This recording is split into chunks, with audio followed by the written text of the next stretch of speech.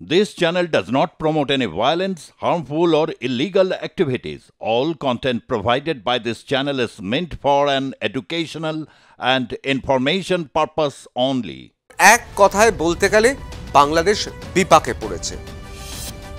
বাংলাদেশ এবং ভারতের বাণিজ্য সম্পর্কে আকাশে মেঘ একটা ইশারাতেই কাঁপতে শুরু করেছে, একেবারে কাঁপতে শুরু করেছে বাংলাদেশ।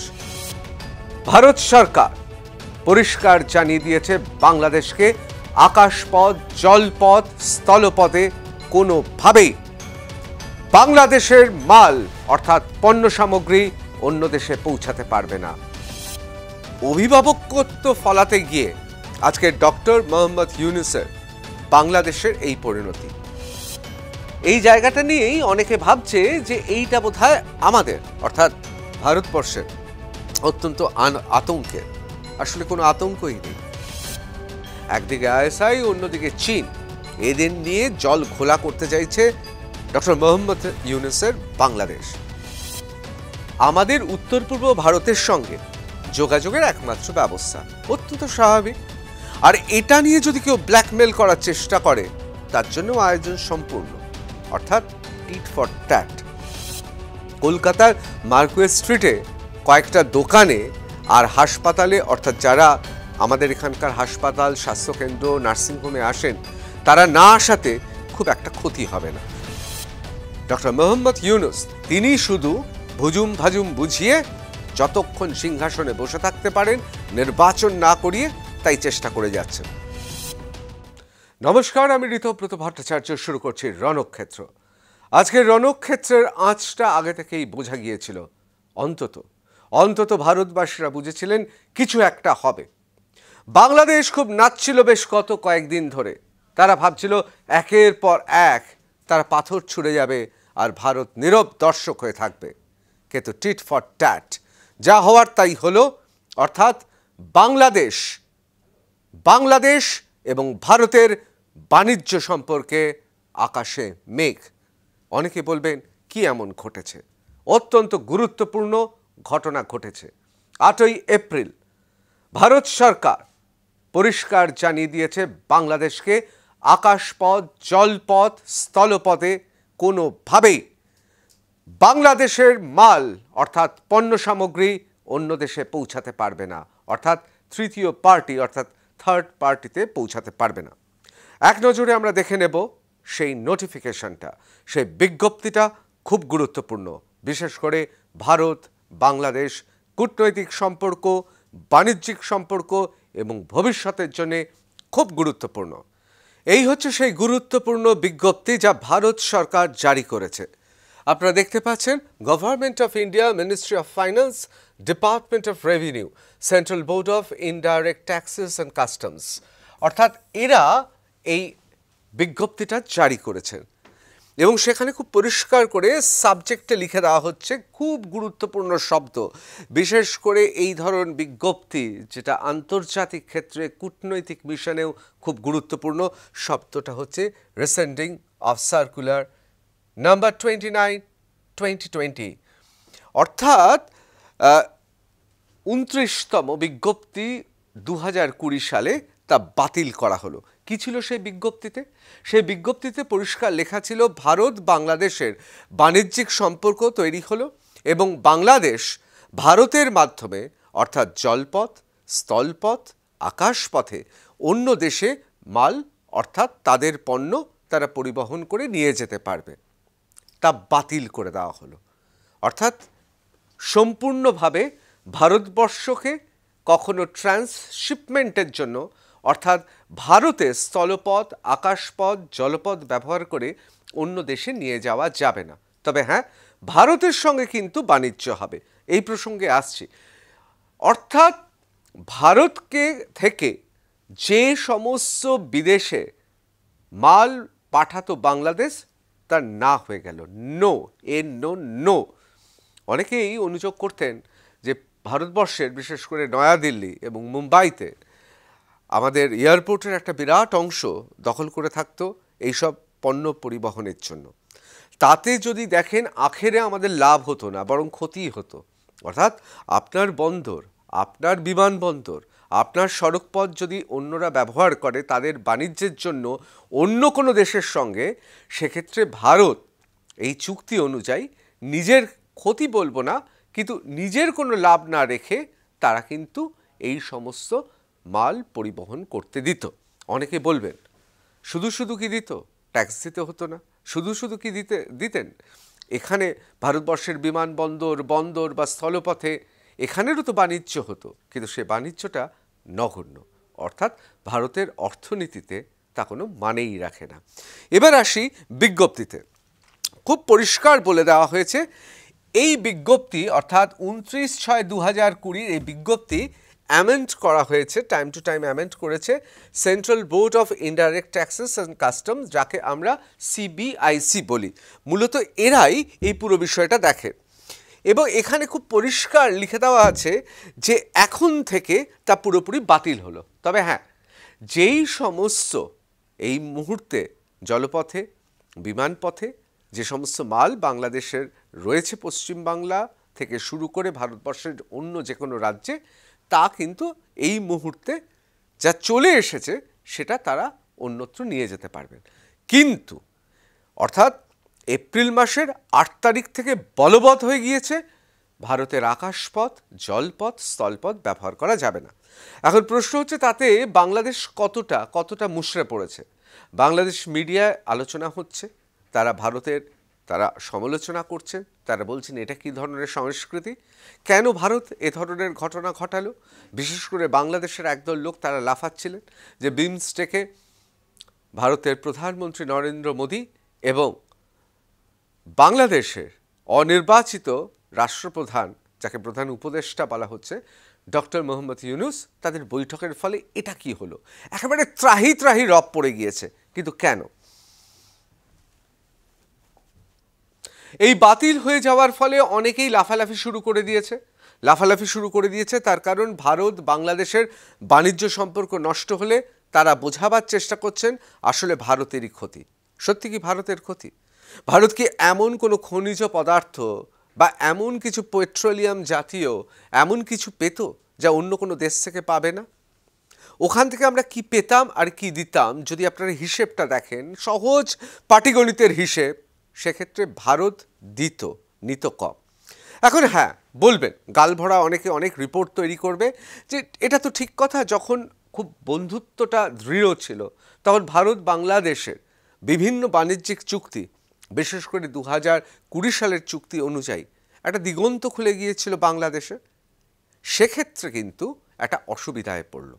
তবে এখনো পর্যন্ত ভারত বাংলাদেশ তাদের বাণিজ্যিক সম্পর্ক কিন্তু শেষ হয়ে যায়নি, মানে এটা একবারও ভাববেন না শেষ হয়ে গিয়েছে। বাংলাদেশের বন্ধুরা হয়তো লাফাবেন, বলবেন দেখেছো, ভারত জানে বাংলাদেশের সঙ্গে বাণিজ্য না করতে পারলে তাদের ক্ষতি হয়ে যাবে। দেখুন, যে কোনো বাণিজ্য না করতে পারলে অল্প ক্ষতি তো হয়, কিন্তু ভারতের মতো অর্থনীতি, যে অর্থনীতিতে নতুন শুল্ক নীতিতে যা 90 দিনের জন্য রদ হয়েছে, মার্কিন যুক্তরাষ্ট্র যে শুল্ক চাপিয়েছে, তাতেও ভারতবর্ষ বলছে আমরা সামলে নেব। সেখানে বাংলাদেশের সঙ্গে আমাদের যদি বাণিজ্যিক সম্পর্ক খারাপও হয়, আমি তর্কের খাতিরে ধরে নিলাম শেষও হয়ে যায়, তাহলে কিচ্ছু হবে না। কলকাতার মার্কুয়েস স্ট্রিটে কয়েকটা দোকানে আর হাসপাতালে, অর্থাৎ যারা আমাদের এখানকার হাসপাতাল, স্বাস্থ্যকেন্দ্র, নার্সিংহোমে আসেন, তারা না আসাতে বিরাট যেমন বাণিজ্যের ক্ষতি হচ্ছে না পশ্চিমবাংলা বা কলকাতা, তেমন এই ব্যবসাও বন্ধ হয়ে গেলে খুব একটা ক্ষতি হবে না। সুতরাং আখেরে কিন্তু ক্ষতি হবে বাংলাদেশে। কেন বলছি? তার কারণটা আপনারা যদি মানচিত্রটা একবার দেখে নেন তাহলে আরও স্পষ্ট বুঝতে পারবেন। কেন এই ট্রান্সশিপমেন্টের বিজ্ঞপ্তি জারি হলো, কেন বাতিল হলো 2020 সালের আমাদের মৈত্রী সেই বিজ্ঞাপিত বিজ্ঞপ্তি, তার কারণটা আপনাদের এক এক করে বলি। প্রথমেই আপনাদের মনে আছে যে যখন কৌটো নিয়ে ডক্টর ইউনূস বাংলাদেশের পক্ষ থেকে চীনে গিয়েছিলেন, তখন কি বলেছিলেন আমাদের নর্থ ইস্ট, অর্থাৎ আমাদের 7 সিস্টার আসলে ল্যান্ডলকড, আর তারাই হচ্ছেন গার্জিয়ান অফ ওশান, অর্থাৎ তারাই হচ্ছেন সমুদ্রের, বঙ্গোপসাগরের অভিভাবক। একবার মনে করিয়ে দিই, Yunus refers to India's northeast states in bid to lure China eyebrow raised. হ্যাঁ, সত্যি তো, চক্ষু চড়ক গাছ হয়ে যাওয়ার মতো।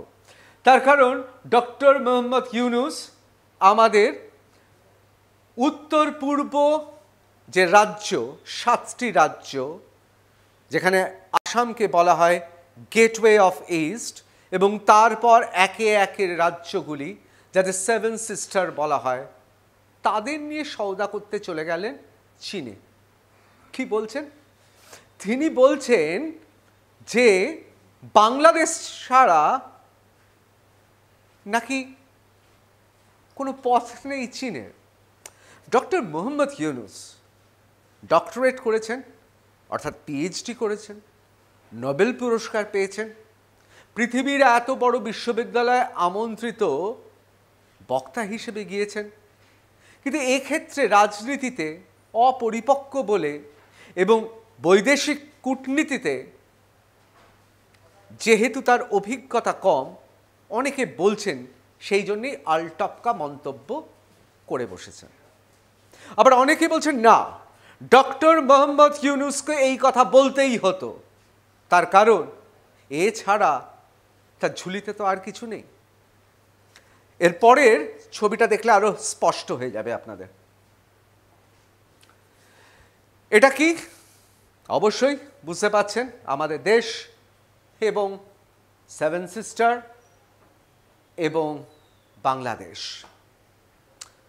ডক্টর মোহাম্মদ ইউনুস কি বলবার চেষ্টা করছেন? আসলে তিনি বলবার চেষ্টা করছেন যে এই যে মেঘালয়, মণিপুর, নাগাল্যান্ড, অরুণাচল প্রদেশ, এদিকে শিলিগুড়ি, তিনি বলার চেষ্টা করছেন যে এগুলো আসলে ল্যান্ডলক স্টেট, অর্থাৎ 7 সিস্টারে কোনো সমুদ্র নেই। চায়নাকে, অর্থাৎ চীনেদের চৈনিক ব্যবসা বাণিজ্য যদি করতে হয় তাহলে নাকি বাংলাদেশে আসতে হবে। ভাবুন তো, সেলসম্যানের আহম্মকগিরি একটা তো সীমা থাকা উচিত। আরে বাবা, নির্বাচিত নন, একটা রাষ্ট্রের তো প্রধান, এখন আপনি সেখানে সব প্রধান উপদেষ্টা, আপনি এ ধরনের কথা বলে ফেললেন। আমার মনে হয় যারা বিভিন্ন ট্রেনের কামরায় লজেন্স বিক্রি করে, অথবা যারা বিভিন্ন বাচ্চাদের খেলনা বিক্রি করে, তারাও বোধহয় এর থেকে যুক্তিপূর্ণ কথা বলে। কেন এই কথা বলছি বোঝাবো। তার আগে একটা কথা জানিয়ে রাখি, এই যে কথা ডক্টর মোহাম্মদ ইউনুস বলে ফেলেছেন, এবং তার আগেও আমরা দেখেছি পাকিস্তানের সঙ্গে দহরম মহরম, আইএসআইকে মদত দেওয়া, একদা মুক্তিযোদ্ধা যারা ছিল, যে পাকিস্তানের সঙ্গে লড়াই করেছে, যে লড়াইতে ভারত তাদের পাশে দাঁড়িয়েছে, সমস্ত কিছু ভুলে নিজের দেশকে অপমান করে অত্যন্ত গুরুত্বপূর্ণ দিনে একেবারে ভিজে বেড়ালের মতো মরিয়া হয়ে যে ছুটেছিল চীনে, তার কাছ থেকে অবশ্য এর থেকে বেশি কি আশা করা যায়? তবে বাংলাদেশের যারা শুভবুদ্ধি সম্পন্ন মানুষ, যারা কূটনৈতিক জিওপলিটিক্সটা যাদের গুলে খাওয়া, তারাও চুপ করে রয়েছেন। কি করবে? এরকম আহম্মক যদি সিংহাসনে বসে, মসনদে বসে, মরিয়া হয়ে চীনের কাছে ছুটে যায়, সেলসম্যানের মতো নিজের বিপণন, নিজের অস্তিত্ব, নিজের মসনদ টিকিয়ে রাখার জন্য এসব কথা বলে। আসছি কেন মরিয়া হয়ে চীনে ছুটে যেতে হয়েছে, তার কারণ কিন্তু ভাববেন না ভারত বিদ্বেষ, আসলে নিজের মসনদটা রক্ষা করতে। এ বিষয়ে একটা কথা বলি, বাংলাদেশে আমরা জানি যে মসনদে বসেই প্রধান উপদেষ্টা হই ডক্টর মোহাম্মদ ইউনুস, তার কি করণীয় ছিল? তার করণীয় ছিল যে তথাকথিত স্বৈরাচারী সরকারটা, অর্থাৎ শেখ হাসিনা এবং তার সরকার যে ভুল ভ্রান্তি করে গেছে, মানুষকে যেভাবে খেপিয়ে গেছে, যেভাবে বৈষম্য সৃষ্টি করেছে, তাকে সরিয়ে দেশ তাকে তাড়িয়ে দিয়েছে। নতুন একটা অন্তর্বর্তী সরকার, যে সরকারের উপদেষ্টা তিনি, সেই সরকারের প্রধান কাজ কি? নির্বাচন করা। নির্বাচিত জনপ্রতিনিধিরা এসে তারা বসবে, তারা দেখবে। এবং এই সময় যেহেতু তিনি নোবেল পুরস্কার পেয়েছেন, যেহেতু প্রাজ্ঞ বয়স্ক, সেই জন্যে তাকে বিশেষ দায়িত্ব দেওয়া হয়েছিল। কিন্তু তার বদলে তিনি কি করছেন? তিনি মসনদে বসেই বুঝে গিয়েছিলেন যে নির্বাচন হলেই বিএনপি বা খালেদা জিয়া তিনি ক্ষমতায় বসবেন। আর সেই জন্যই শুরু হয়েছে বাহানা। আমি সে বিষয়ে যাব। আমি বাংলাদেশের ভেতরের যে রাজনীতি, সেই রাজনীতিতে আমাদের ঢুকতেই হবে, আমরা যাব। কিন্তু তার আগে একবার দেখিয়ে দিই যে এই হচ্ছে বাংলাদেশের অবস্থান। এখানে সিলেট, এখানে কলকাতা, এটা ঢাকা, ওপরে শিলিগুড়ি, এটা হচ্ছে বাংলাদেশ এবং সেভেন সিস্টার্স। আপনারা অনেকেই বলতে পারেন বাংলাদেশ আমাদের প্রতিবেশী, সেই রাষ্ট্রের রাষ্ট্রপ্রধানকে কেন আহম্মক বললাম? দেখবেন কেন আহম্মক বললাম। সমরশাস্ত্রে বা মিলিটারি অপারেশনে কতগুলো ভাগ আছে, ট্যাকটিক্যাল, অপারেশনাল আর স্ট্র্যাটেজিক্যাল। আমার মতে ডক্টর মোহাম্মদ ইউনূস অপারেশনাল তো ছেড়েই দিলাম, স্ট্র্যাটেজিক্যাল তো অনেক দূরের ব্যাপার হয়ে গেল, ট্যাকটিক্যাল ব্যাপারটাই বোঝে না। কেন বলছি দেখুন। এই যে বারবার বলে না চিকেন নেক, চিকেন নেক, দেখবেন বাংলাদেশের বিভিন্ন সামাজিক মাধ্যমে বলেন চিকেন নেক, ভারতের নাকি দুর্বলতা। চিকেন নেক বলতে কোনটা বোঝায় বুঝতে পারছেন তো? এই অংশটা, এই অংশটা চিকেন নেক। হ্যাঁ, আপনাদের মনে হয় চিকেন নেক নিয়ে ভারতবর্ষ আদৌ কোনো ভয় পায়? কাকে বলবে? কার সঙ্গে অপারেশন করবে? আইএসআই। আরে আইএসআই আগে বেলুচিস্তান তাদের গরিলাদের সঙ্গে যুদ্ধ করুক, তারপর তো আমাদের সঙ্গে যুদ্ধ করতে আসবে। আমি মাঝে মাঝে বুঝি না, অনেকে বলেন গোটা পৃথিবী মানে গোটা বসুন্ধরাই আমাদের কুটুম্ব। এইসব কথা এই মুহূর্তে জিও পলিটিক্স অর্থাৎ গোটা পৃথিবী জুড়ে যে রাজনীতি চলছে তার সঙ্গে মেলে? দেখুন না, কলা তুলে রাশিয়া ইউক্রেনকে আক্রমণ করে দিল, কতদিন হয়ে গেল? রাষ্ট্রসংঘ কিছু করতে পারলো? পৃথিবীর কোনো দেশ কিছু করতে পারলো? এই যে হামাস আর প্যালেস্তাইন সমার্থক করে দিয়ে ইসরায়েল আক্রমণ করছে, কারোর কিছু করার আছে? এখন কিন্তু যুগটাই বদলে গেছে, মনে রাখবেন। ডোনাল্ড ট্রাম্পকে দেখেছেন, এলন মাস্ককে দেখছেন, আগ্রাসী। যে যত আগ্রাসী সে তত জিও পলিটিক্সে অর্থাৎ গোটা বিশ্ব জুড়ে পলিটিক্সে সেই দাদাগিরি। Chicken neck, chicken neck, chicken neck বলেই যাচ্ছেন। চিকেন নেক তো কি হয়েছে দেখিয়ে দিচ্ছি। কেন ডক্টর মোহাম্মদ ইউনূস ট্যাকটিক্যাল ব্যাপার বোঝেই না। চিকেন নেকের কথা বলছিলেন তো, আমি 2 মিনিট সময় নেব, পুরো ধারণাটা আপনাদের বদলে দেব। কিসের মশাই চিকেন নেক দেখাচ্ছেন? দেশটার নাম ভারতবর্ষ। আমি আসছি পরে। আমাদের ক্ষমতা, আমাদের স্ট্র্যাটেজি, আমাদের অপারেশনাল বিভিন্ন ভঙ্গিমা, আমি এই সব বিষয়ে জ্ঞান দেব না। গোটা পৃথিবী জানে ভারতবর্ষের আর্মি কি করতে পারে। কিন্তু একটা জিনিস আজকে খুব পরিষ্কার খোলসাভাবে বলা দরকার, খোলসা আমাকে করতেই হবে। তার কারণ এই চিকেন নেক নিয়ে এত কথা, রক্ত গরম হয়ে যায় মাঝে মাঝে শুনলে রক্ত গরম হয়ে যায়। এতদিন কিছু বলছিলাম না, এখন চীনেতে গিয়ে যে সেলসম্যান গিরি করে এসেছেন ডক্টর মোহাম্মদ ইউনূস, এবার মনে হচ্ছে এসব যদি না বলি তাহলে সাংবাদিকতাটা ছেড়েই দিতে হবে। তাহলে কিসের ভারতবাসী, গর্বিত ভারতবাসী? যাই হোক, একেবারে কাজের কথায় আসি। এটা হচ্ছে দুর্গাপুর, এখানে পানাগড়। এখানে আমাদের 17 কোর এলিট বাহিনী রয়েছে, 17। শিলিগুড়িতে 33, আর আসামে 4। একে বলে গজরাজ। এই হচ্ছে আমাদের ত্রিশক্তি, ত্রিভুজের মতো। একবার শুধু হুইসেলটা বাজবে, বুঝতে পারছেন? যাই হোক, আরো পরিষ্কার করে বোঝাই, ভুলে যান। ভুলে যান বাদবাকি জায়গাগুলো।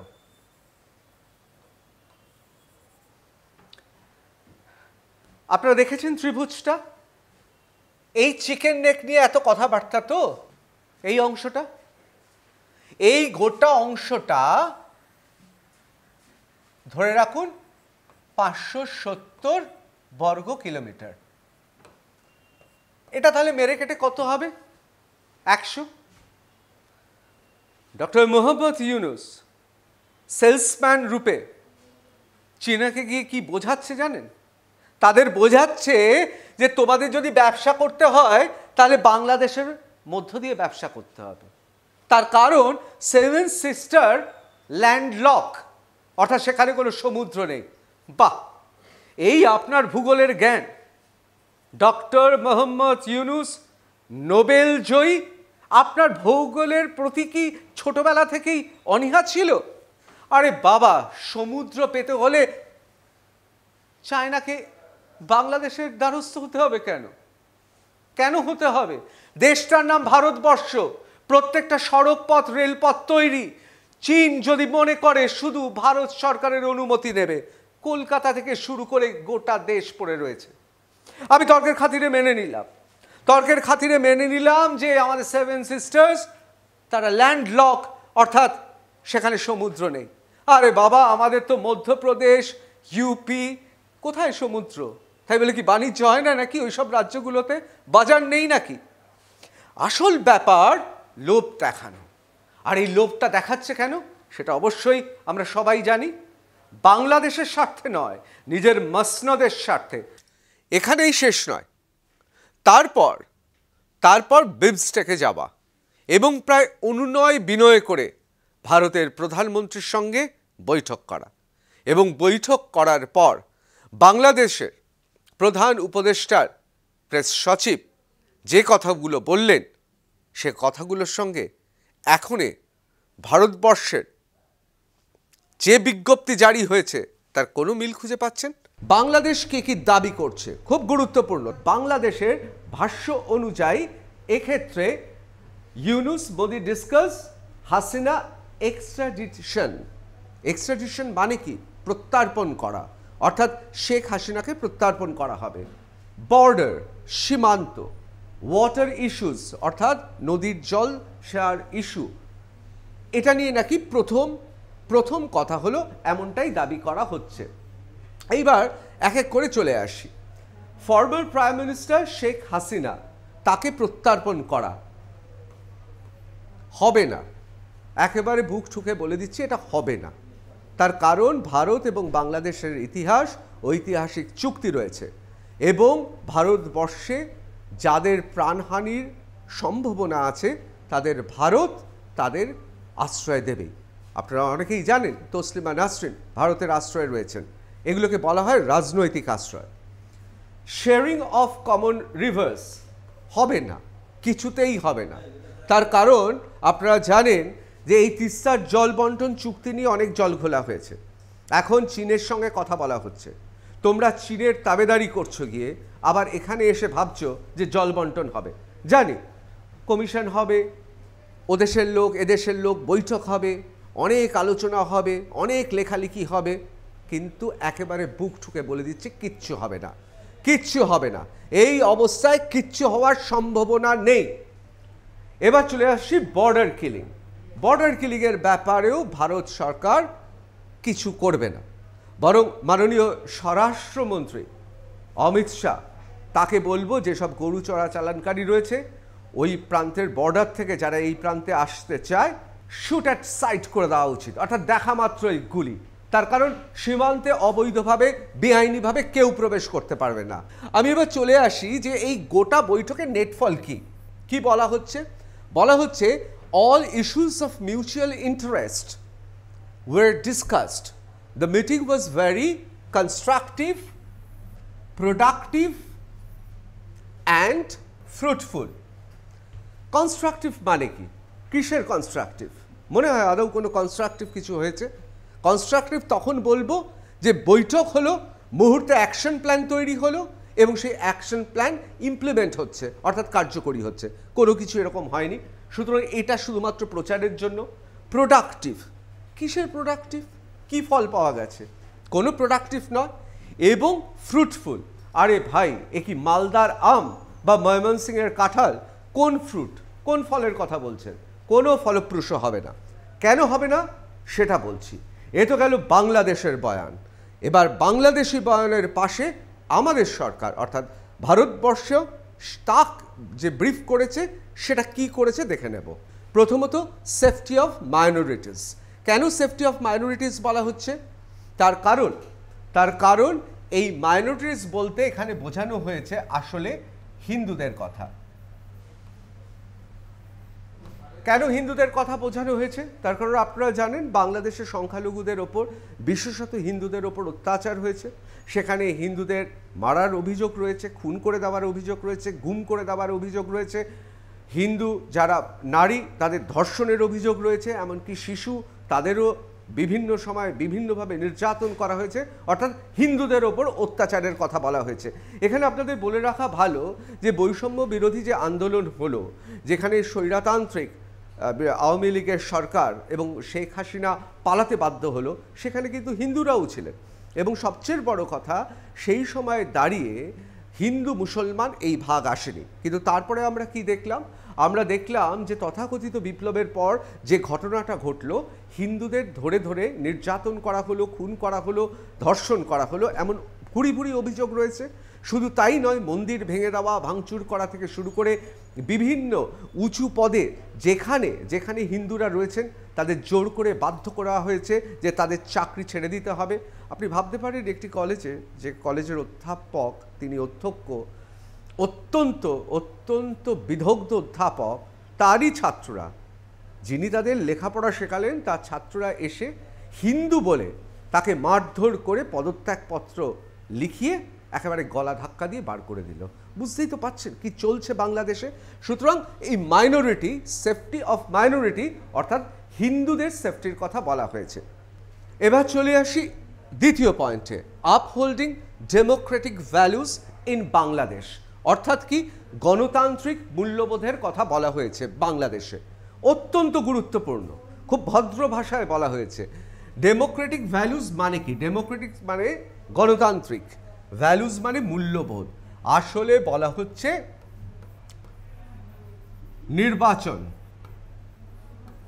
নির্বাচন অর্থাৎ ইলেকশন। আসলে মোদ্দা কথা কি বলা হলো? Stable, peaceful, progressive and inclusive বাংলাদেশের কথা। চিকেন স্নেক নিয়ে বারবার অনেক কথা উঠেছে। আর মোহাম্মদ ইউনূস তিনি চীনে গিয়ে, অনেকে বলছেন নত্যসত্ত্ব জ্ঞান হারিয়ে ভূগোলের প্রতি গভীর অনীহা প্রকাশ করে তিনি বলে ফেলেছিলেন, 7 states of India are landlocked. Yunus invites China to expand, calls Bangladesh only guardian of ocean. অর্থাৎ নিজের সমুদ্রে নিয়ে এত অহমিকা, এত নিজেকে অভিভাবক বললেন, আজকে দেখলেন তো তার অবস্থা কি হলো। উত্তর পূর্ব ভারতের অত্যন্ত গুরুত্বপূর্ণ, শুধুমাত্র অসমের অর্থাৎ গেটওয়ে অফ নর্থ ইস্টের মুখ্যমন্ত্রী নন, রাজনৈতিক ব্যক্তিত্ব হিসেবে উত্তর পূর্ব ভারতে যাকে ভারত সরকার অত্যন্ত গুরুত্ব দেয়, সেই হেমন্ত বিশ্ব শর্মা তিনি পরিষ্কার বলেছেন যে কথা, কড়া হতে ভারতকে, বিশেষ করে চিকেন স্নেক নিয়ে বারবার করে যেহেতু বাংলাদেশ সে জায়গাটাকে খুঁচিয়ে ঘা করার চেষ্টা করছে। অন্যদিকে ত্রিপুরার তিপ্রামথার সুপ্রিমো এবং রাজ পরিবারের গুরুত্বপূর্ণ সদস্য তিনিও পরিষ্কার বলেছিলেন, অর্থাৎ তিপ্রামথার যিনি প্রতিষ্ঠাতা প্রদ্যোৎ কিশোর মাণিক্য দেববর্ম, তিনিও বলেছিলেন শুধু আদেশ দিন, বাদবাকি কাজ আমরা করব। আমাদের সবার মনে আছে, অত্যন্ত গুরুত্বপূর্ণ সেই কথা। আমাদের গত এপিসোডে আমরা দেখিয়েছিলাম তারা ঠিক কি বলেছিলেন। হেমন্ত বিশ্ব শর্মা শুধুমাত্র অসমের মুখ্যমন্ত্রী নয়, তিনি গোটা উত্তর পূর্ব ভারতের অন্যতম অত্যন্ত গুরুত্বপূর্ণ রাজনৈতিক ব্যক্তিত্ব। অনেকে বলেন উত্তর পূর্ব ভারতে তিনি সর্বশক্তিমান। মাননীয় আসামের মুখ্যমন্ত্রী তিনি কি বলছেন? তিনি পরিষ্কার বলছেন, the statement made by Mohammad Yunus of Bangladesh, so-called interim government, referring to the seven sister states of northeast India as landlocked and positioning Bangladesh as their guardian of ocean access is offensive and strongly condemnable. সত্যি তো, যে কথা, যে মিথ্যাচার তিনি করেছেন তা সহ্য করা যায়। এবং তিনি আরও লিখছেন, এই যে মন্তব্য ডক্টর মোহাম্মদ ইউনূসের, এই মন্তব্যের পেছনে আসলে কি রয়েছে? আসলে যেটা রয়েছে, 22 কিলোমিটার দীর্ঘ আমাদের যে চিকেন নেক আছে, সেই চিকেন নেক সম্পর্কে তাদের ধারণা আমরা বোধহয় খুব ভীত। অর্থাৎ ভারত নাকি সবসময় ভয় সন্ত্রস্ত হয়ে থাকে ওই চিকেন নেকের জন্য। আর সেই জন্যে হেমন্ত বিশ্ব শর্মা কি বলছেন? তিনি বলছেন ভারতবর্ষের এই মুহূর্তেই এমন দাওয়াই দেওয়া উচিত যাতে বাংলাদেশ কখনো না ভাবে ওই চিকেন নেক নিয়ে আমরা অত্যন্ত উদ্বিগ্ন। গত বিধানসভা নির্বাচনে গোটা ত্রিপুরার নতুন শক্তি মহারাজা প্রদ্যুৎ কিশোর মাণিক্য দেববর্মা অত্যন্ত গুরুত্বপূর্ণ রাজনৈতিক ব্যক্তিত্ব। তার কারণ তিনি শুধু একটি রাজনৈতিক দলের নেতা নন, তিনি ত্রিপুরার রাজা। হ্যাঁ, মানছি এখন রাজত্ব নেই, কিন্তু রাজা সেই সম্মান রয়েছে। শুধুমাত্র ত্রিপুরায় নয়, গোটা উত্তর পূর্ব ভারতে তিনি একটি বিশেষ স্থান অধিকার করে চলেন। এমনকি বাংলাদেশের চিটাগং থেকে শুরু করে বিভিন্ন জায়গায় মানুষ তাকে এখনো মানেন। তিনি বলছেন, don't take his threat lightly, অর্থাৎ ডক্টর মোহাম্মদ ইউনূস যে হুমকি দিচ্ছেন তাকে হালকাভাবে নেওয়ার কিছু নেই। তিনি বলছেন, হ্যাভ টু রিয়্যাক্ট, আমাদের প্রতিক্রিয়া জানাতে হবে। আমার নিউটন সাহেবের একেবারে তৃতীয় সূত্রের কথা মনে পড়ে যাচ্ছে। অর্থাৎ যা বলেছেন তাকে কোনোভাবেই হালকাভাবে নেওয়া যাবে না, বরং ডক্টর মোহাম্মদ ইউনূসকে জবাব দিতে হবে, এবং সেই জবাবটা হবে যুদ্ধের ভাষায়। এমনটাই বলছেন ত্রিপুরার মহারাজা। আসলে চিকেন স্নেক বা আমাদের ওই অংশটা নিয়ে ভারত আদৌ আতঙ্কিত নয়। কেন আতঙ্কিত নয়, সেখানে কি কি রয়েছে, কি কি আয়োজন রয়েছে, সেটা আপনাদের জানাবো। কিন্তু তার আগে বলি, এটা তো ঠিক কথা যে আপনার গলা যদি এই ধরনের হয়, তাহলে আপনি তো সেই গলাটাকে কেটে দিতে পারবেন না, বা সেই গলাটাকে অস্বীকার করতে পারবেন না। এটা তো স্বাভাবিক। এবং জিওপলিটিক্যাল, অর্থাৎ এই মুহূর্তে এই উপমহাদেশের রাজনীতিতে এই শিলিগুড়ি করিডর খুব গুরুত্বপূর্ণ। কেন গুরুত্বপূর্ণ? তার কারণ it is the sole land, একমাত্র জায়গা, route for all transportation, trade, communication between mainland India and north eastern states. অর্থাৎ আমাদের উত্তর পূর্ব ভারতের সঙ্গে যোগাযোগের একমাত্র ব্যবস্থা। অত্যন্ত স্বাভাবিক। আর এটা নিয়ে যদি কেউ ব্ল্যাকমেল করার চেষ্টা করে, তার জন্য আয়োজন সম্পূর্ণ, অর্থাৎ টিট ফর ট্যাট। একবার যদি কিছু করে দেখো, তার কারণ আপনারা জানেন, একদিকে আইএসআই, অন্যদিকে চীন, এদের নিয়ে জল ঘোলা করতে চাইছে ডক্টর মোহাম্মদ ইউনূসের বাংলাদেশ। যদি কখনো কোনো কিছু করে, তার জন্য ভারত কিন্তু তৈরি রয়েছে। কতটা তৈরি দেখবেন। তাহলে এই অবস্থায় দাঁড়িয়ে এই বিজ্ঞপ্তি, অর্থাৎ নয়া বিজ্ঞপ্তি, সংশোধিত বিজ্ঞপ্তি জারি হওয়ার ফলে কি হলো? অনেকেই বলছেন যে এর ফলে বাংলাদেশের বাণিজ্যে, বিভিন্ন দেশের সঙ্গে যে বাণিজ্য চলে, তাতে ক্ষতি হলো এবং সেই ক্ষতিটা পূরণ করার জন্য তাদের বিকল্প ব্যবস্থা করতে হবে। কিন্তু মানচিত্রটা যারা দেখেছেন তারা জানেন, ভারতের স্থলপথ, জলপথ, আকাশপথ ব্যবহার না করে বহির্বিশ্বের বিভিন্ন দেশ, সেটা ইউরোপ হতে পারে, সেটা আমেরিকা হতে পারে, সেটা হতে পারে অন্যান্য পার্শ্ববর্তী দেশ, তাদের সঙ্গে বাণিজ্য করা যথেষ্টই কঠিন। সুতরাং এক কথায় বলতে গেলে বাংলাদেশ বিপাকে পড়েছে। কিন্তু কেন এই বিপাকে পড়েছে? বললামই তো আগে যে ল্যান্ডলকড সেভেন সিস্টারের কথা বলেছেন। তারা বলেছেন গার্ডেন অফ দ্য ওশন, অর্থাৎ সমুদ্রের অভিভাবক তারা। অর্থাৎ অভিভাবকত্ব ফলাতে গিয়ে আজকে ডক্টর মোহাম্মদ ইউনূসের বাংলাদেশের এই পরিণতি। আবার বলছি, বাংলাদেশে শুভবুদ্ধি সম্পন্ন মানুষ আছেন, বাংলাদেশে মুক্ত চিন্তাধারার মানুষ আছেন, বাংলাদেশে মৌলবাদীদের সংখ্যা কম, কিন্তু ডক্টর মোহাম্মদ ইউনূস তিনি তো আর জনাদেশ নিয়ে এসে মসনদে বসেননি। সুতরাং তার কোনো দায় নেই, তিনি শুধু ভুজুম ভাজুম বুঝিয়ে যতক্ষণ সিংহাসনে বসে থাকতে পারেন নির্বাচন না করিয়ে তাই চেষ্টা করে যাচ্ছেন। দেখতেই পাচ্ছেন আমরা পুরোপুরি তৈরি। India deploys heavy weaponry in chicken's neck amid strategic tension. এই জায়গাটা নিয়েই অনেকে ভাবছে যে এইটা বোধহয় আমাদের অর্থাৎ ভারতবর্ষের অত্যন্ত আতঙ্কের। আসলে কোনো আতঙ্কই নেই, যে কথা বারবার বলছি। কেন বলছি? ইতিমধ্যেই India ডিপ্লয়েস S-40 battery near chicken neck amid rising regional tension. অর্থাৎ যতটুকু টেনশন উত্তেজনা তৈরি করার চেষ্টা হচ্ছে, আমরা ইতিমধ্যেই সেখানে দাওয়াই দেওয়ার জন্য সব কিছু সম্পূর্ণ রেখেছি। আর কি আছে আপনারা জানেন, আকাশ, সেখানে ব্রহ্মোস এবং S-400 একেবারে তৈরি। অর্থাৎ পৃথিবীতে যে কোনো শক্তিধর দেশও যদি সেখানে কোনো ধরনের কিছু ঘটানোর চেষ্টা করে, সে পরিকল্পনা মুহূর্তের মধ্যে বাতিল হয়ে যাবে। তার কারণ আমরা তৈরি, একেবারে তৈরি। সুতরাং বাংলাদেশে যারা খুব লাফাচ্ছেন চিকেন স্নেক, সেই জায়গাটা ভারতের দুর্বলতা, তারা ভুল ভাবছেন। একবার শুধু কিছু করে দেখুন, জবাব বুঝিয়ে দেবে, ভারত জবাব দিয়ে দেবে। এবার আসি কাজের কথায়। কি জবাব দেবে, কিভাবে জবাব দেবে? আসলে বহু স্তরীয় ব্যবস্থা আছে। দেশের নিরাপত্তার স্বার্থে নিশ্চয়ই সব কিছু খোলা আম বলা হবে না, কিন্তু যতটুকু জানা গিয়েছে তাহলেই বুঝতে পারবেন কিভাবে দুর্ভেদ্য দুর্গের মতো তৈরি করা হয়েছে। Multi-layered security measures. The Indian armed forces have taken extensive steps, মনে রাখবেন extensive মানে যতটা নেওয়া সম্ভব সতর্কতা নিয়েছে to enhance security in the region.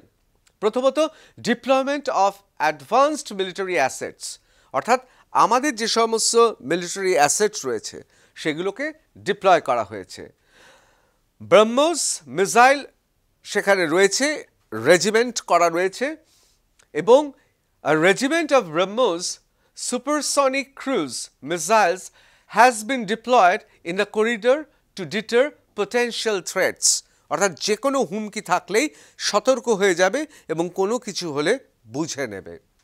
দ্বিতীয়ত surface two air missile system রয়েছে, এবং এখানেই S-400 এই মুহূর্তে গোটা পৃথিবীতে অন্যতম সবচেয়ে অভিজাত কাজের অস্ত্র বলতে পারি আমরা। এবং তার সঙ্গে সঙ্গে আকাশ এয়ার ডিফেন্স সিস্টেম আছে, খুব গুরুত্বপূর্ণ। এবং তাছাড়া তো রেগুলার মিলিটারি ড্রিলস, অর্থাৎ যে সমস্ত বিভিন্ন সমরশাস্ত্রের যা যা নিয়ম মেনে সেখানে পদাতিক থেকে শুরু করে নজরদারি, টহলদারি সব কিছু চলছে। সুতরাং এক কথায় বলা যেতে পারে যে একদিকে যেমন বাণিজ্যে এখনো পর্যন্ত ভারত বাংলাদেশের সঙ্গে বাণিজ্যের সম্পর্ক ছিন্ন করেনি, এবং এই কথা ভেবে অনেকেই খুব উত্তেজিত হয়ে নাচানাচি করছেন আমাদের ভারতবর্ষের সেই সমস্ত যারা ওয়েল উইশার, তারা যে ভারত কেন বাণিজ্য বন্ধ করবে, বাংলাদেশের সঙ্গে বাণিজ্য বন্ধ করলে ভারতের খুব ক্ষতি হবে। তাদের বলি, ভারতবর্ষের অর্থনীতি অনেক বড়, এর বিশালতা অনেক বড়। ভারতবর্ষ ক্ষমতাধর দেশ, তারা জানেন তাদের অর্থনীতিকে কিভাবে মজবুত করতে হয়। এ প্রসঙ্গে গোটা পৃথিবীতে যে বিষয়টা চর্চা হয় কোভিডের সময় এবং তার আগে, গোটা বিশ্বে যখন আর্থিক মন্দা, তখনও ভারত তার মতো করে তার নিজস্ব কায়দায় পাশ কাটিয়ে চলে গিয়েছে। এবং এই মুহূর্তে অর্থনীতিবিদরা তার স্বীকার করছেন কোভিড এবং সেই পরিস্থিতি এখনও সেইভাবে কাটিয়ে উঠতে পারেনি পৃথিবীর অন্যতম বৃহৎ শক্তি চীন, কিন্তু ভারত অনেকটাই কাটিয়ে উঠেছে। তাহলে মোদ্দা কথা কি দাঁড়ালো? ভারত বাংলাদেশের সম্পর্কটা কোথায়? অবশ্যই ভারত একটা গণতান্ত্রিক দেশ, সেখানকার প্রধানমন্ত্রী নির্বাচিত প্রধানমন্ত্রী, আমাদের সংবিধান আছে, গোটা পৃথিবীতে আমাদের একটা কূটনৈতিক অবস্থান আছে। সে তুলনায় বাংলাদেশের গণতন্ত্র বারবার প্রমাণ করেছে তাদের গণতন্ত্র দুর্বল। কখনো কখনো মনে হয় সে দেশে বোধহয় গণতন্ত্র নেই। সে দেশের রাষ্ট্রপ্রধান অর্থাৎ প্রধান উপদেষ্টা ডক্টর মোহাম্মদ ইউনূস, তিনি নির্বাচন ছাড়া, জনাদেশ ছাড়া তিনি মসনদে বসে পড়েছেন। এখন তার উদ্দেশ্য একটাই, কখনো চীনে কৌটো নিয়ে চলে যাওয়া, কখনো ভারতের সঙ্গে বৈঠক করা, কখনো অমুকের সঙ্গে কথা বলা। এসব বলে তিনি চান মসনদে যতটা বছর কাটিয়ে দেওয়া যায় নির্বাচন না করে। কারণ তিনি জানেন, বিলক্ষণ জানেন, এই মুহূর্তে নির্বাচন হলে তার স্থান থাকবে না কোথাও।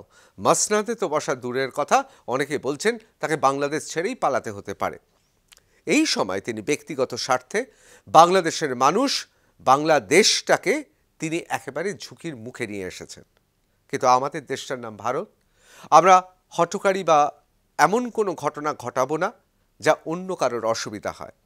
সুতরাং ভারত শুধুমাত্র একটা ইশারা দিয়েছে, মানে এটা তো গোটা সিনেমাটা তো নয়ই কখনো, এমনকি ট্রেলারও নয়, শুধুমাত্র একটা ইশারা।